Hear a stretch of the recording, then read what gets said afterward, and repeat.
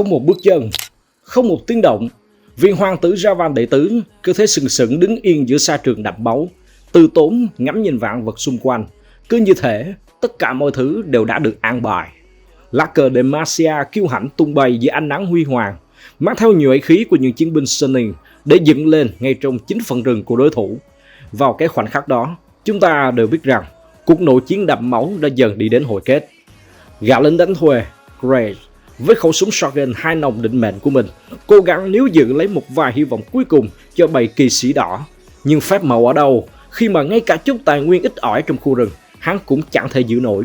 Một cú trừng phạt đơn giản tước đi bãi chim quỷ biến dị, tước luôn cả cơ hội tiến tới trận chung kết tổng của nhà đương kim vô địch LPL trước sự bất lực của Casa và những người đồng đội.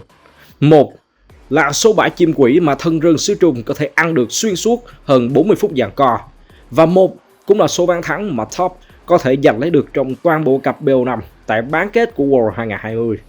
Tân Vương Thiên Triều rốt cuộc cũng chỉ là gã hề không hơn không kém khi đứng trước vị thủ lĩnh vĩ đại của Sunning, Soft. Lần đầu tiên trong lịch sử, một tuyển thủ người Việt Nam góp mặt trong vòng playoff của World, và cũng là lần đầu tiên trong lịch sử một tuyển thủ Việt Nam lọt vào đến trận chung kết của giải đấu giành giải nhất. Thần đồng trẻ tuổi năm nào của VCS giờ đây đã thực sự trưởng thành, gánh vác trong mình nhiều sứ mệnh cao cả.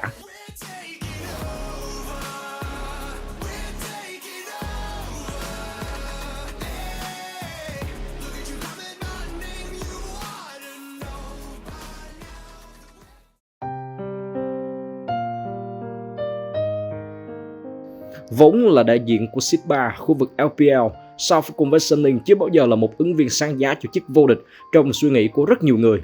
Khoan nói tới những kẻ thách thức đến từ các khu vực khác, chỉ riêng giải quốc nội thôi, Top và JDG là hai thế lực quá hùng mạnh để Sunning có thể mơ về viễn cảnh vượt qua họ.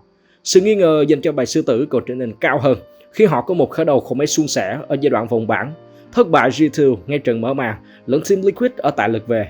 May mắn thay, họ vẫn đủ bản lĩnh để đánh bại G2 trong loạt tiebreak để trở thành đội tuyển đứng đầu bảng. Như một định mệnh được sắp đặt từ trước, những lá thăm bất ngờ đưa Sunning rơi vào nhánh đấu cùng với chính những người đồng hương. Hai cái tên được người hâm mộ Liên minh xứ Thiên Triều đặt kỳ vọng sẽ nối dài triều đại thống trị của LPL, Top và JDG. Trong bối cảnh đó, Soft và những người đồng đội bỗng chốc trở thành đứa con ghẻ của khu vực khi mà chẳng mấy ai mặn mà với họ. Nhưng rồi, dẹp tan đi những sự hoài nghi đó là màn trình diễn không thể bùng nổ và cảm xúc hơn. Có ai mà ngờ được rằng một JDG tràn đầy tự tin khi thấy hừng hực với tư cách đương kim áo quần LPL đánh bại được cả Dem World Gaming lúc bấy giờ, ấy vậy mà lại phải ôm hận trước một đội tuyển vốn dưới cơ họ hoàn toàn tại giải quốc nội. 5 chàng trai Sunning đã cho thấy một bộ mặt hoàn toàn khác trong trận tứ kết, nơi mà họ hủy diệt hoàn toàn JDG trước sự ngỡ ngàng của tất cả, với điểm nhấn đặc biệt là sự ao trình mà Soft dành cho Canavi. Bất lực là từ mà người ta có thể dùng để tóm tắt về thảm cảnh của thần rừng Hàn Quốc lúc bấy giờ. Không thể farm rừng vì mọi bãi quái trong phần rừng của anh đều đã bị cướp sạch. Không thể macro vì mọi nước đi của anh đều đã bị đối thủ bên kia chiến tuyến nắm trong lòng bàn tay. Soft đơn giản là trên cơ hoàn toàn người đồng nghiệp, từ kỹ năng cho tới chiến thuật, từ bộ óc cho tới đôi tài. Tưởng chừng như những gì mà Canavi đã phải trải qua là cơn ác mộng tồi tệ nhất mà một người đi rừng chuyên nghiệp có thể trải qua, thì Casa và Top ngay sau đó đã chứng minh rằng Canavi vẫn còn may mắn chán. Mang trong mình sự kỳ vọng rất lớn từ người hâm mộ xứ Trung, binh đoàn kỵ sĩ đỏ bước tới trận bán kết với tâm thế buộc phải thắng, khi phía bên kia chiến tuyến chỉ là một bại binh vốn đã bị khuất phục bởi họ hết lần này đến lần khác một cách không thương tiếc ngay tại giải quốc nội. Mọi yếu tố khi đó dường như đều đứng về phía nhà vua LPL. Vậy mà rốt cuộc, những thứ đó cũng chỉ là làm nền để tô điểm cho chiến thắng vẻ vang của Sunning. Tự tin khóa vào Lee Sin ngay trong ván đấu đầu tiên, Soft nhanh chóng biến 369 trở thành tội đồ khi liên tục có những pha găng chí mạng, khiến Bin trở nên áp đảo hoàn toàn trong kèo đấu. Casa cố gắng đáp trả bằng việc khai thác ngược lại bộ đội botlane của Sunning, giúp Top có thể triển khai mạch rồng. Nhưng rồi, mọi thứ có để làm gì đâu khi mà đến những tình huống cạnh tranh rồng quyết định sau đó, người đi rừng của Top chẳng có lấy một lần tranh chấp trừng phạt thành công trước Soft. Những tình huống xử lý quá chuẩn của Soft đã khiến cho Top bất lực hoàn toàn trong việc giành lấy linh hồn rồng, để rồi kết cục là những pha giao tranh thảm bại, dẫn tới một chiến thắng gọn gàng cho Sunning. Thất bại chóng vánh trong trận mở màn đã khiến lòng tự tôn của Casa bị chà đạp. Anh lập tức khóa lại Lee Sin như một lời khẳng định đanh thép rằng anh cũng có thể sử dụng hiệu quả thầy tu mù. Và quả thực, Lee Sin trong tay Casa đã khắc chế hoàn toàn quân bài Kairat của Soft. với những tình huống nổ lông cước rất chí mạng, cộng kèm với những tình huống mở giao tranh rất đẹp của Leona trong tay Yuyanjia đã khiến đội hình cấu máu của Sinh Linh không thể triển khai, qua đó giúp Top cân bằng tỷ số 1-1. Thắng lợi ở ván thứ hai khiến sự tự tin của Kasa dâng cao. Anh tiếp tục khóa vào Lee Sin, hòng tạo ra sự áp đảo, lấn lướt trước đối phương. Thế nhưng chỉ tiếc rằng ván thi đấu vừa xong cũng là lần cuối cùng người ta nhìn thấy người đi rừng của Top còn được thoải mái múa may quay cuồng trước khi nằm gọn trong túi của Sọp những ván sau đó. Quân bài mắt hoàng hôn Shen được thần rừng Việt Nam đem ra sử dụng đã tỏ ra trên cơ hoàn toàn ngay từ những phút đầu tiên.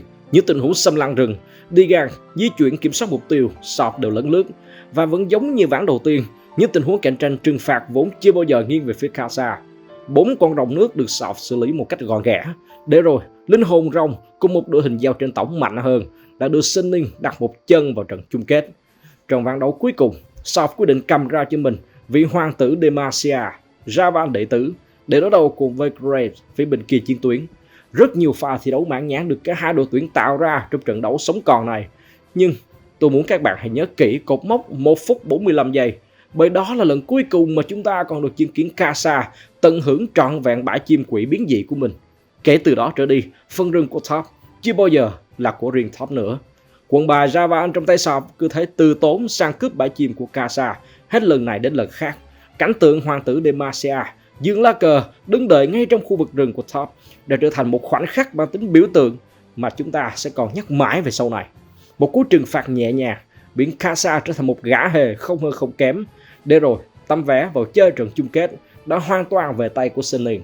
Một khoảnh khắc tưởng chừng như đơn giản, nhưng nó lại mang theo cả một trang sử hào hùng, đẹp đẽ mà những người yêu Liên minh huyền thoại Việt Nam từng được chứng kiến. Mặc dù cho đến cuối cùng, Sọp và những người đồng đội đã không thể tạo nên bất ngờ trước Demwon, nhưng những gì mà anh mang lại cho người hâm mộ là quá đổi tuyệt vời và tự hào. Mà trình diễn của Sọp và Sinh Linh khi đó như một lời khẳng định đanh thép cho tài năng của những tuyển thủ Việt Nam. Nó cũng giống như một lời khích lệ, động viên cho tất cả những đội tuyển khi đặt chân đến đấu trường danh giá nhất của Liên minh huyền thoại, rằng bất kỳ ai cũng có thể tạo nên những điều kỳ diệu, bất kỳ ai cũng có thể mơ về một chiến thắng cho riêng mình, như cách mà thần rừng Việt Nam đã từng làm 5 năm về trước.